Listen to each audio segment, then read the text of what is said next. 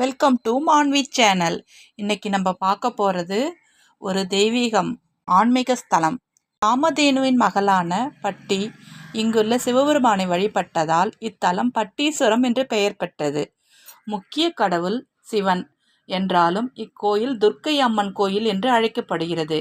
இக்கோவிலில் தேனுபுரீஸ்வரர் கோயில் தனி சன்னதியாக அமைந்துள்ளது.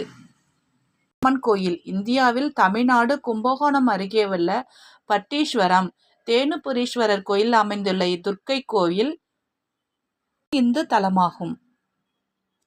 சோழ வம்சத்திற்கு துர்க்கையாகவும் இருந்தால் மங்கையர்க்கரசியரும் குந்தவை பிராட்டியாரும் இவளை மிகவும் விரும்பி வழிபட்டனர்.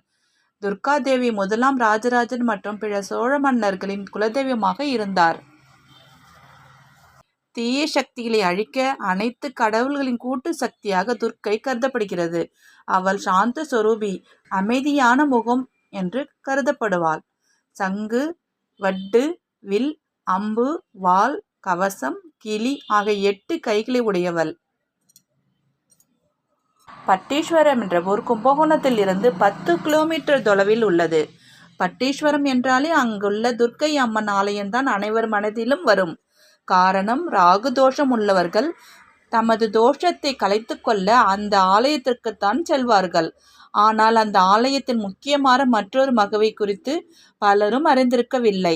அந்த ஆலயத்தால் மிக பெரிய பைரவர் சன்னதியும் உள்ளது. சோழ மன்னர்கள் அரசாண்ட காலத்தில் அவர்கள் தனது அரண்மனையை பாதுகாக்க 4 புறங்களிலும் துர்க்கை, விநாயகர், முருகன் மற்றும் பைரவர் சன்னதிகளுக்கு முக்கியத்துவம் தந்தனர். அவர்களே இந்த ஆலயத்தில் தாம் வணங்கி வந்த பட்டீஸ்வரம் தோன்றியதை பட்டீஸ்வரருக்காக என்றாலும் துர்க்கை உருவில் உள்ள பார்வதியே அதிக முக்கியத்துவம் பெற்று உள்ளாள். இந்த 5 கோபுரங்களை உள்ளடக்கிய மாபெரும் ஆலயம் தோன்றியது 7 அல்லது 6ஆம் நூற்றாண்டில் இருக்கலாம். பல காலங்களில் இந்த ஆலயம் பல்லவர்கள், சோழர்கள் மற்றும் நாயன்மார்களால் விரிவாக்கப்பட்டு கொண்டே இருந்துள்ளது. துர்க்கை அம்மனின் சன்னதிக்கு பின்புறம் ஞானவாபி குளம் உள்ளது. அதன் கரைகளில் நாக தோஷத்தை நீக்கிக் கொள்ள நாகர்கள் அமர்ந்துள்ளனர். அதன் எதிரில்தான் கொடிமர விநாயகரும் சன்னதியில் அமர்ந்துள்ளார். அதன் பின்புறத்தில் உள்ள நுழைவாயில் வழியே சென்றால் ஞானாம்பிகை மற்றும் பட்டீஸ்வரர் தனி ஆலயங்கள் உள்ளன. ஆனால் இரண்டுமே பட்டீஸ்வரர் ஆலயத்து 4 பக்க சுவர்களுக்கும் உள்ளேதான் அமைந்துள்ளன. அப்படியென்றால் வேத காலத்தில் பார்வதி தனக்கு ஏற்பட்ட ஒரு சாபத்தை விலக்கிக் கொள்ள இந்த இடத்திற்கு வந்தாள்.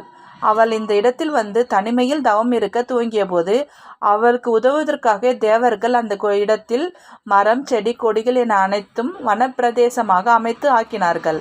பார்வதிக்கு உதவியாக இருக்க காமதேனு தனது பெண்ணான பட்டியை அனுப்பி வைத்து பார்வதியை நின்று கொண்டே ஈஸ்வரை நினைத்து தவம் இருந்தாள்.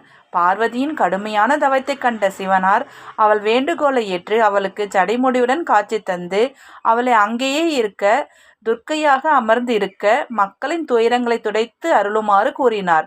நீ இங்கு வந்து தவம் செய்ததினால் இந்த தவ வலிமை பெற்ற பூமியானது. நீ செய்துள்ள தவத்தினால் உனது சக்தியை உள்ளடக்கிய பூமி ஆகிவிட்டது. இந்த இடமே அனைத்து தேவர்களாலும் உனக்காக உருவாக்கப்பட்டு உள்ளத்தினால் இது தெய்வ பூமி ஆயிற்று. நீயே என்னிடம் சாப விமோசனத்தை அந்த இடத்தில் பெற்றுள்ளாய். அதனால்தான் ராமரும் இங்கு வந்து என்னை பூஜித்து தனது தோஷங்களை விலக்கி கொண்டு தனுஷ்கோடி கடலுக்கு சமமான புனித தீர்த்தத்தை ஏற்படுத்தி உள்ளார்.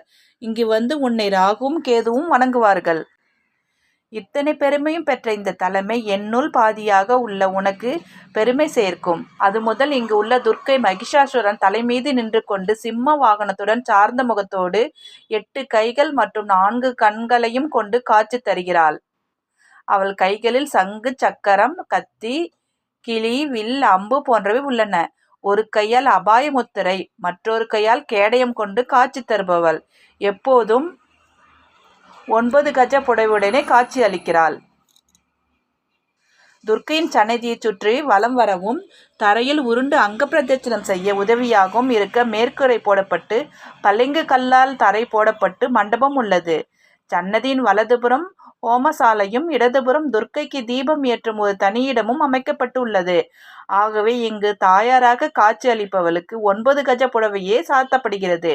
இப்படிப்பட்ட இந்த அம்மனின் சன்னதிக்கு வந்தாதே மனதில் உள்ள காமம் குரோதம் அடங்கி ஞானம் பெருகுமாம்.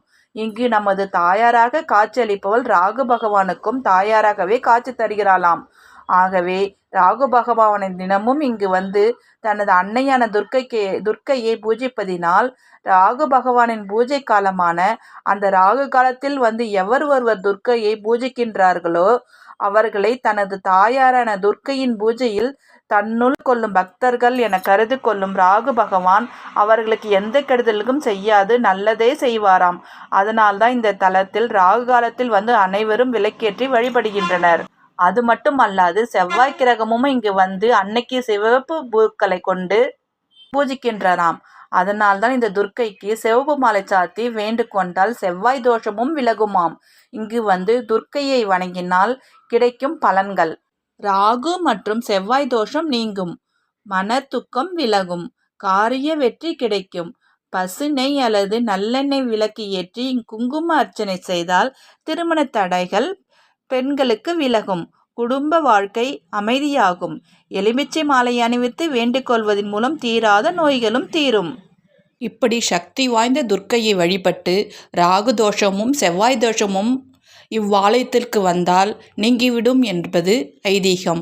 நம் வாழ்நாளில் ஒரு நாள் சென்று பட்டீஸ்வர துர்க்கையை வழிபட்டு துர்க்கையின் அருளை பெற வேண்டுகிறேன். குழந்தை பாக்கியம் இல்லாதவர்கள் சென்று குழந்தை பாக்கியம் பெறவும் திருமண தடைகள் நீங்க ஆலயம் சென்று துர்க்கைக்கு விளக்கேற்றி வழிபடுங்கள். சகல சௌபாக்கியங்களும் கிடைக்கும். நன்றி, வணக்கம்.